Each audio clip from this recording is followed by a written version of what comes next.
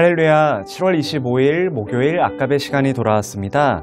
오늘은 예레미야 37장 11절부터 21절 말씀을 통해서 함께 은혜를 나누도록 하겠습니다. 어제 우리가 함께 살펴봤던 예레미야 37장부터는 이제 예루살렘의 마지막 시간을 향해서 달려가고 있습니다. 그리고 오늘 본문은 이제 예레미야 선지자가 사람들에게 붙잡혀 옥에 갇히는 장면을 보여주고 있는데요. 먼저 본문 11절은 당시의 상황을 이렇게 설명해주고 있습니다. 갈대아인의 군대가 바로의 군대를 두려워하여 예루살렘에서 떠나매. 갈대아인의 군대, 다시 말해서 이 바벨론의 군대는 애굽의 군대 때문에 잠시 예루살렘에서 뒤로 물러난 상황이었습니다. 바벨론의 포위가 잠시 풀린 것을 틈타서 예레미야는 오늘 본문에 보면은 베냐민 땅을 향해서 길을 나서려고 하고 있었는데요. 오늘 본문 12절은 이렇게 이야기를 합니다. 예레미야가 베냐민 땅에서 백성 가운데 분깃을 받으려고 예루살렘을 떠나 그리로 가려 하여라고 이야기를 하고 있습니다. 예레미야가 길을 나선 이유는 베냐민 땅에서 백성 가운데 분깃을 받으려고 하는 것이었습니다. 다시 말해서 예레미야는 자신의 재산 일부를 상속받기 위해서 길을 나섰다라는 것인데요. 그렇다면 여러분, 이 분깃은 무엇일까요? 이것은요, 예레미야 32장에 등장했던 예레미야가 구입한 땅을 가리킵니다. 32장에 보면 하나님께서는 예레미야에게 그의 고향인 베냐민 땅 아나돗에 있는 밭을 사라고 말씀하시는 장면이 등장합니다. 하나님께서는 예레미야 선지자에게 곧 멸망할 이 이스라엘 나라의 땅을 사라라고 명령했다라는 것인데요. 만약 여러분이라면 곧 망할 나라의 땅, 없어질 나라의 부동산을, 땅을 사고 싶으시겠습니까? 그렇지 않을 것입니다. 왜냐하면 나라가 멸망한다면 그 땅의 소유권도 그 땅의 가격도 휴지 조각이 될 확률이 높기 때문입니다.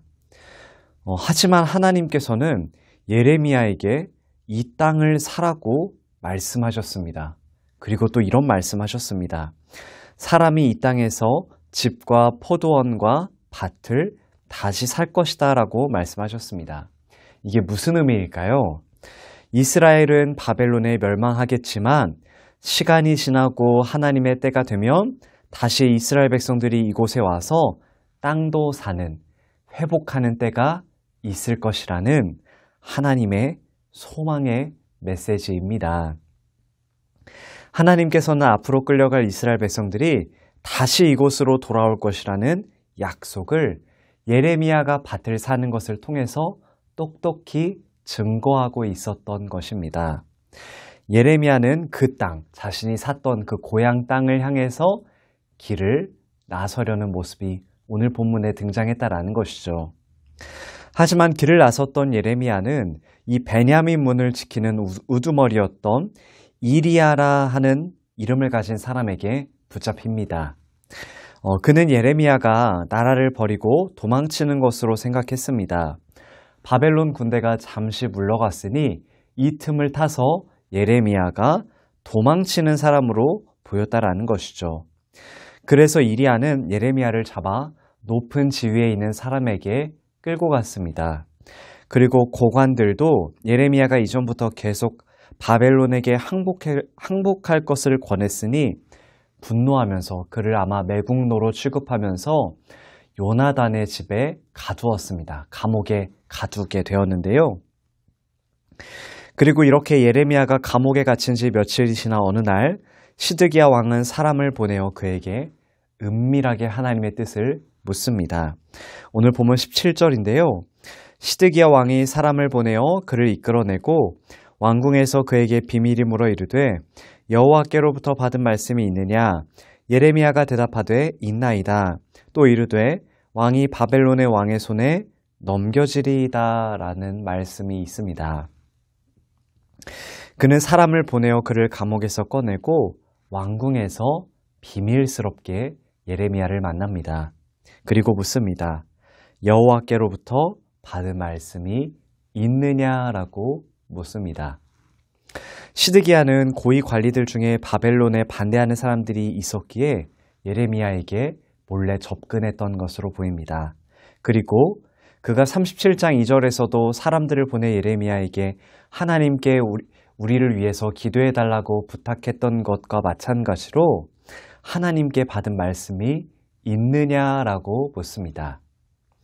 예레미야의 말을 따르지 않았던 시드기야였지만 그의 마음속에는 예레미야가 하나님의 사람, 참된 선지자라는 것을 은근히 인정하고 있다는 것을 우리는 여기서 확인할 수 있습니다.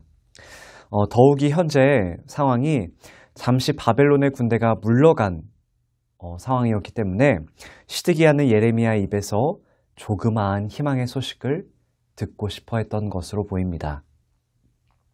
그러나 예레미야는 하나님의 심판의 메시지를 전합니다. 예레미야가 대답하되 있나이다. 또 이르되 왕이 바벨론의 왕의 손에 넘겨지리이다 라는 심판의 메시지를 전하고 있습니다.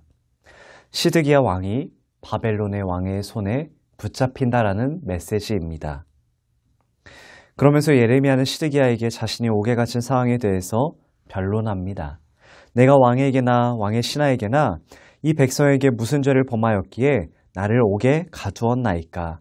또 이 땅의 평안을 이야기했던 거짓 선지자들이 어디 있느냐라면서 비판하기도 합니다. 그리고 예레미야는 자신의 인간적인 면모를 보여줍니다. 그는 왕에게 자신을 제발 감옥으로 돌려보내지 말아달라고 간청합니다. 본문 20절입니다. 내 주 왕이여 이제 청하건대 내게 들으시며 나의 탄원을 받으사 나를 서기관 요나단의 집으로 돌려보내지 마옵소서. 내가 거기에서 죽을까 두려워하나이다. 여기서 우리는 예레미야의 그 인간적인 모습을, 그 마음을 느낄 수 있습니다.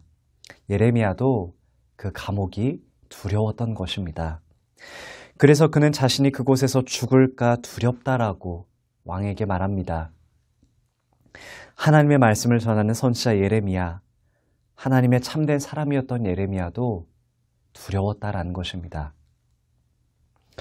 여기서 우리는 예레미야의 모습을 통해서 한 가지 중요한 사실을 발견할 수 있습니다. 분명 예레미야는 자신이 감옥에 갇힌 그 상황이 너무나 두려웠습니다. 너무나 두려웠기에 자신이 죽을까 두렵다라고 고백하기까지 했습니다. 하지만 예레미야는 분명 두려운 상황에서도 자신을 먼저 구해달라고 이야기하지 않습니다. 예레미야는 먼저 하나님의 뜻이었던 시드기야에 대한 심판의 메시지를 전했다라는 것입니다. 그는 자기의 상황이 너무나 절박했지만 자신의 상황보다 하나님의 말씀을 먼저 전했다라는 것입니다. 자기의 상황이 절박하지만 자신이 감당해야 하는 사명이었던 하나님의 메시지를 바르게 전한 것을 더 중요하게 여겼다라는 것입니다. 만약 그가 왕의 마음을 돌릴 수 있는 희망의 메시지를 전했다라면 그는 감옥에서 빠져나와 평안한 환경에 머무를 수도 있었을 것입니다. 하지만 예레미야는 자신의 상황보다, 자신의 뜻보다 하나님의 뜻을 먼저 왕에게 바르게 전하는 것을 선택했다라는 것입니다. 자신의 평안보다, 자신이 원하는 것보다 하나님의 뜻을 더 중요하게 여겼다라는 것입니다. 이런 예레미야의 모습을 보면 사실 좀 마음이 무겁습니다.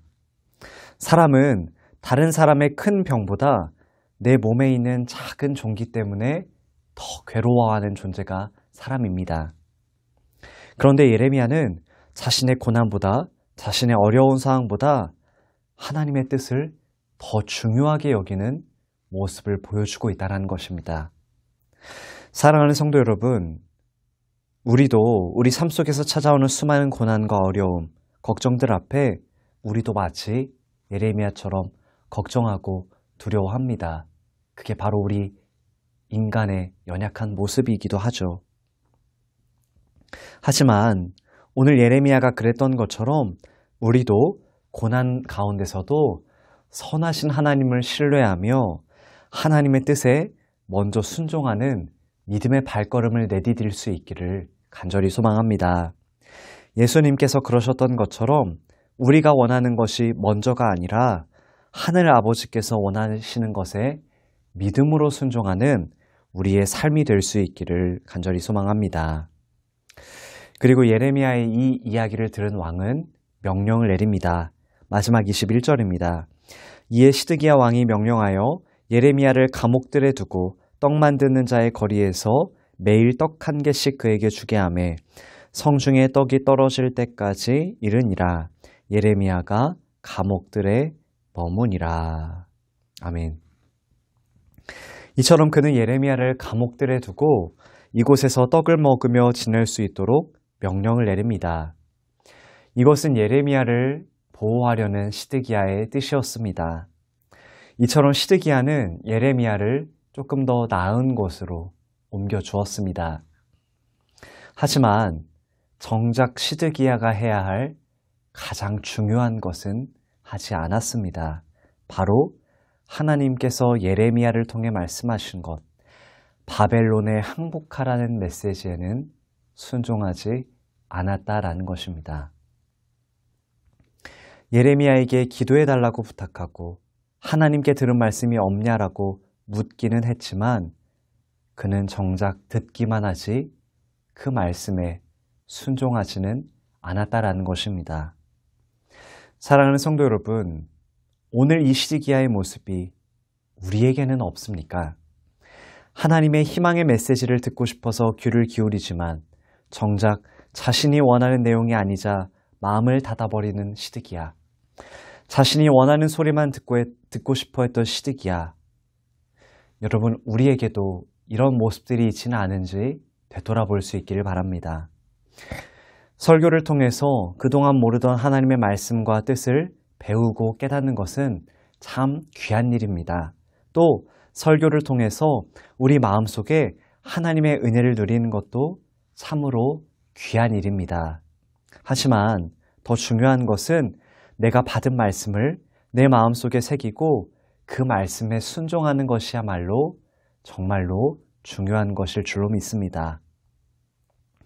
예배를 드리고 오늘 은혜 받았다라고 기뻐하며 나가는 것이 끝이 아니라 그 말씀에 반응하는 삶, 그 말씀에 순종하는 삶이야말로 진정한 시작일 줄로 믿습니다.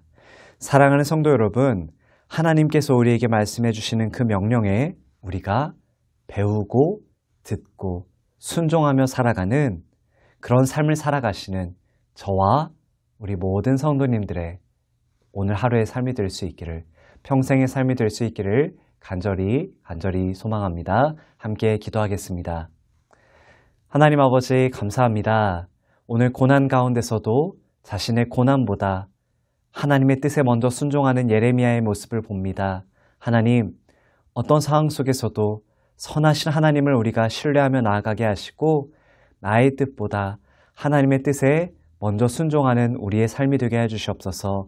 그리고 하나님의 말씀을 배우고 듣고 거기에서 기뻐하는 것에 그치는 것이 아니라 하나님의 말씀을 듣고 배우고 깨닫고 그 말씀에 순종하는 우리의 복된 오늘 하루의 삶이 될 수 있도록 주님 함께하여 주시옵소서. 감사드리며 예수님의 이름으로 기도합니다. 아멘. 오늘 하루도 주님 안에서 승리하실 수 있길 소망합니다. 감사합니다.